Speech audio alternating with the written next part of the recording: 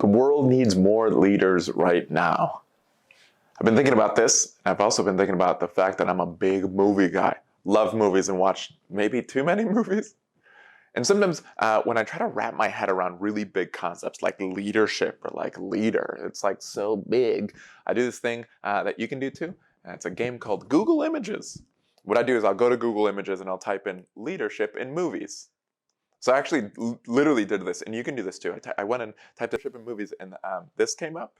These were like 3 of the most popular images that came up, which this is like a really specific type of leader, like a really, really specific type of leader, like so specific that apparently leadership is like having your mouth open. Like apparently it's yelling a lot. Is that leadership? Like if anyone's like, hey Esteban, are you a leader? I'll be like, yes, I am. Oh, I'm Russell Crowe. They'll be like, wow, that guy's a leader. He's yelling.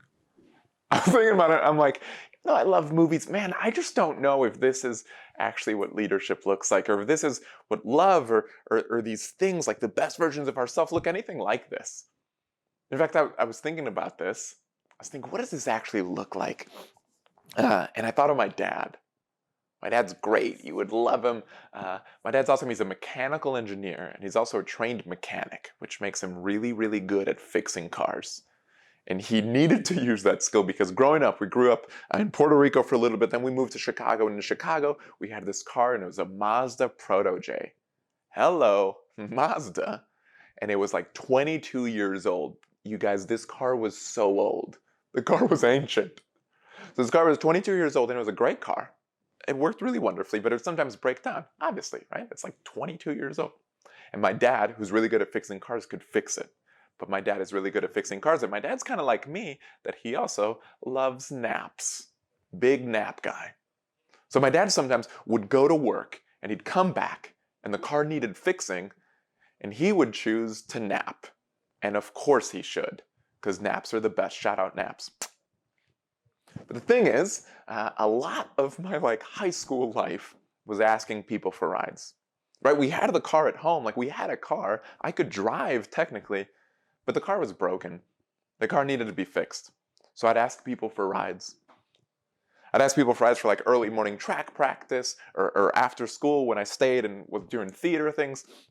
I asked people for rides all the time. So did my brother Sebastian, so did my mom, so did my dad. My dad would walk to the train and then go to work that way.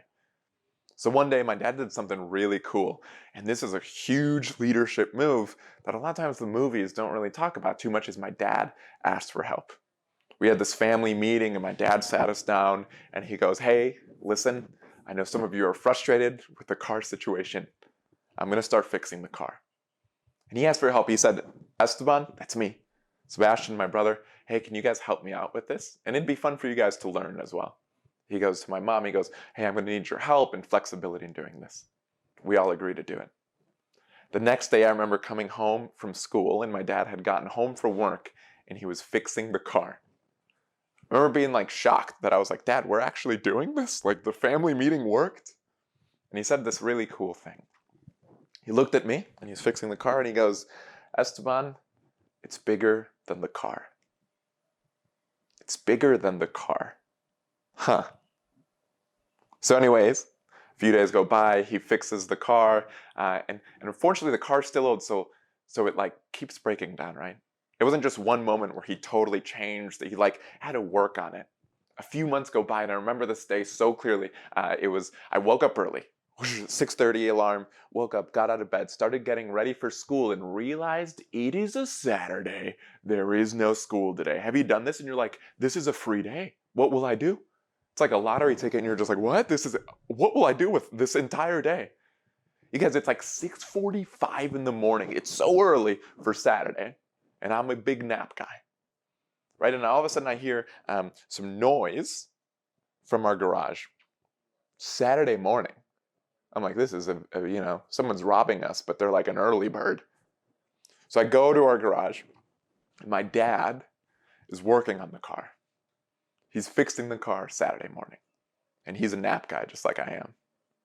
I go, and I look at him, and I go, what? What are you doing? And I say this to him. I look at my dad and I go, do you want to be doing this right now? Do you want to be fixing the car? It's Saturday morning. Like, what? My dad looks back at me. He's got oil on his hands. And he says, Esteban, if I fix the car when I want to fix the car, it'll never get fixed. He said, if I fix the car when I want to fix the car, it'll never get fixed. I think about that quote a lot. I think about that quote a lot anytime I think about leadership or love, or anytime I think about things that need fixing. Sometimes I look at the world and I see that, gosh, a lot of the world needs fixing right now. A lot of relationships or a lot of me, like I want the gap between who I am and who I want to be less than what it currently is.